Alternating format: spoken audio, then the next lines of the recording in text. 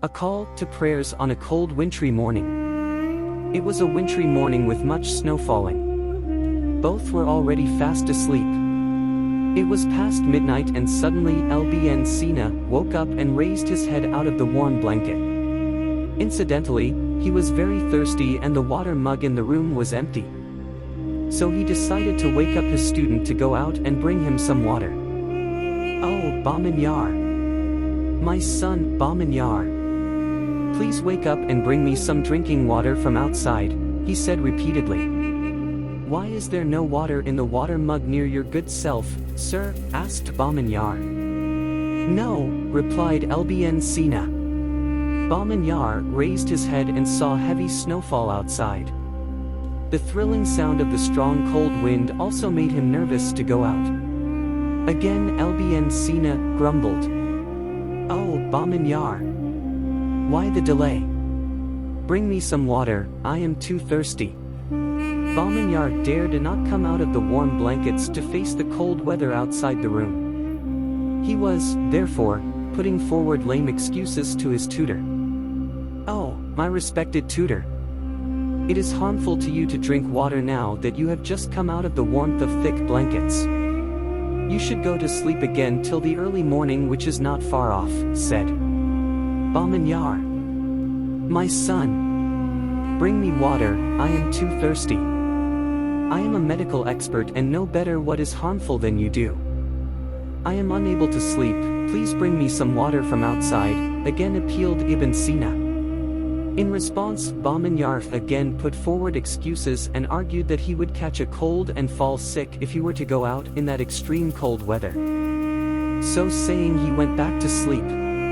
There was dead silence everywhere and no sound of anything was to be heard. Outside it was still pitch dark except the first light of Sadiq, true dawn, on the eastern horizon had commenced appearing. Suddenly the silence broke with a melodious voice of a muezzin, caller to prayer from the top of a minaret at the nearby mosque. After reciting some verses of the Holy Quran, the muezzin in a loud voice said, "Allah Akbar, Allah is the greatest.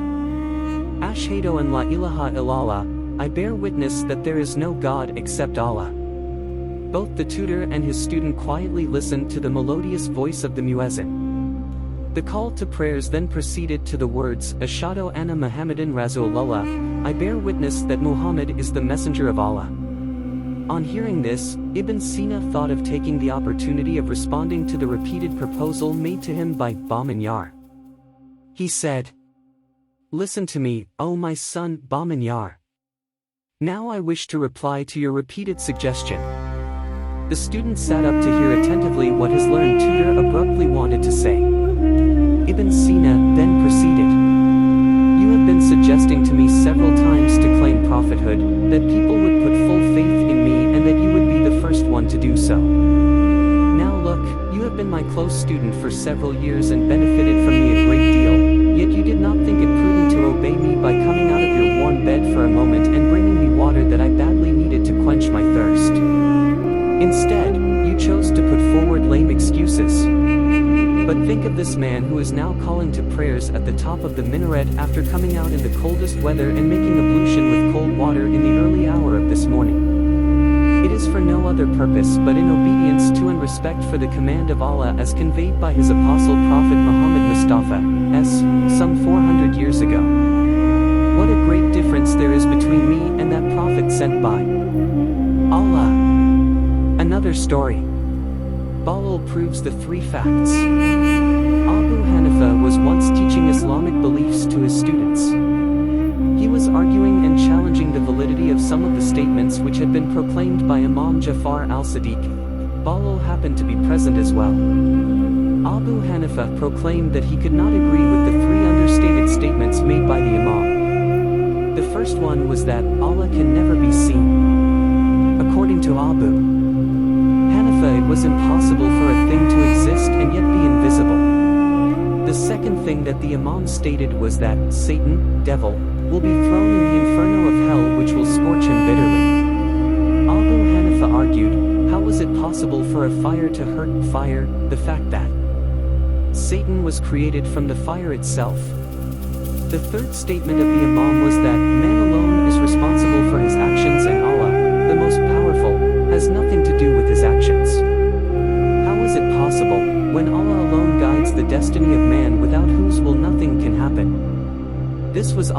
Hanifa's third challenge. As soon as the speaker, Abu Hanifa, had made these three criticisms, Balal got up, took a piece of brick, and aiming at Hanifa, let it go and cracked Abu Hanifa's head.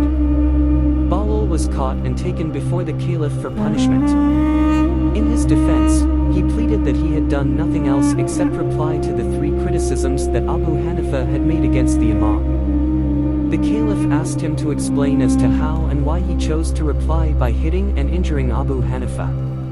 Balal said, "This man claims that if God is there, then he must be seen. He is now complaining of pain in his head due to the brick having hurt him. If the pain is definitely there, can he show me where it is? Well, just as pain can be there without being seen, Allah also exists without being seen. Secondly, he says that fire cannot burn fire. It is a fact that man is made out of clay, and this brick with which I hit his head is also made out of clay. If clay can inflict pain and hurt clay, why can't fire do the same to fire? The third thing he says is that man is not responsible for his actions but Allah does all things. If this is so, then why does he want justice from you, and why does he want me to be punished for hurting him? He might as well transfer the punishment to Allah who, according to him, is responsible for all the actions of man." Everyone in the court was stunned at this, and Abu Hanifa was dumbfounded, having nothing to say. So Balal was released without any punishment. Thus, while some Muslim sects believe that Allah can be seen, perhaps on the Day of Judgment, the Shia Muslims say that Allah is the creator of everything. He was not created, and as such he is nobody like us that can be seen. If we can still believe in unseen things like air, electricity, and the human soul, why can't we believe in the unseen God? If we are responsible for our actions and are to be punished or rewarded accordingly, then it is only fair and just that Allah should not manipulate or compel us to do things but leave us alone to act the way we see fit, and be answerable for those actions ourselves.